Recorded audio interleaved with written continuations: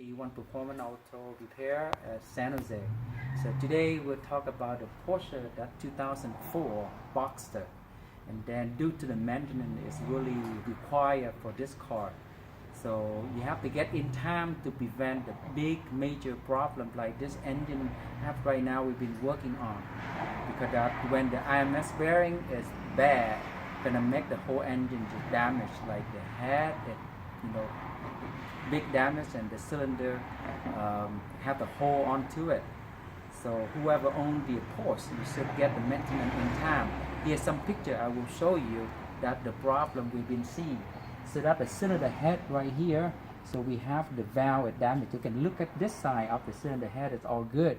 On this side and this side you can see all the valve right here is bent, and this one is such a whole mess.